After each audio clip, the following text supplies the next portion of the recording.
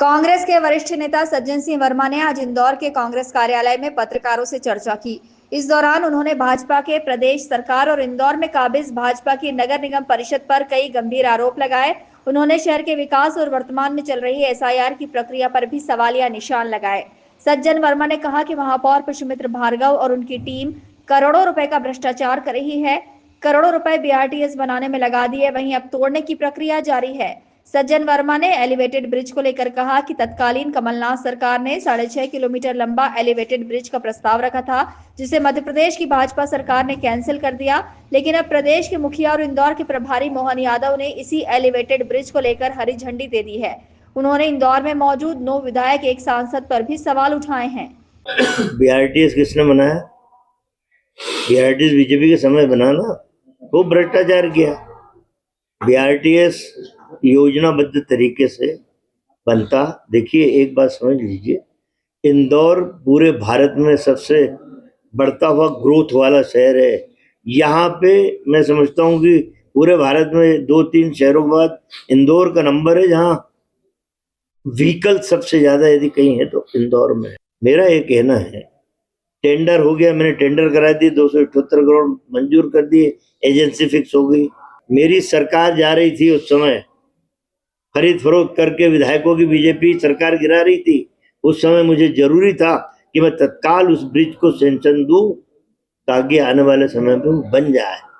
क्या इंजीनियरों से सुधराया नहीं जा सकता था? थोड़ा बहुत कहीं त्रुटि थी, सुधर जाता, पर कैंसिल करने की क्या आवश्यकता थी? आपने तो भ्रष्टाचार करना था तो बीआरटीएस तो बना दिया। अब कह रहे बीआरटीएस भी गलत था और ब्रिज भी गलत था। बिल्कुल सरासर झूठ बोल रहे हैं ये कि इनके दामन पे दाग लग रहा है, इनकी बुद्धि पे दाग लग रहा है, इसलिए झूठ का दामन था। सज्जन वर्मा ने प्रधानमंत्री नरेंद्र मोदी पर भी गंभीर आरोप लगाए। उन्होंने कहा कि नरेंद्र मोदी इमोशनल ब्लैकमेलिंग करने में माहिर हैं। उन्होंने मनरेगा योजना का नाम बदलने पर कहा कि प्रधानमंत्री नरेंद्र मोदी का एक ही उद्देश्य है कि किसी तरह हर स्थान से महात्मा गांधी का नाम हटा दिया जाए। उन्होंने भारतीय रुपए के गिरते स्तर पर भी कहा कि प्रधानमंत्री नरेंद्र मोदी पूरे विश्व के ज्योतिषियों को आमंत्रित करेंगे और ये निष्कर्ष निकलेगा कि भारतीय मुद्रा पर महात्मा गांधी का चित्र अंकित है, इसलिए भारतीय मुद्रा में गिरावट देखी जा रही है और बाद में वो महात्मा गांधी का चित्र भारतीय मुद्रा से भी हटा देंगे। एक इमोशनल ब्लैकमेलिंग किस तरह की जाती है, ये नरेंद्र मोदी से अच्छा शायद पूरी दुनिया में कोई नहीं जानता।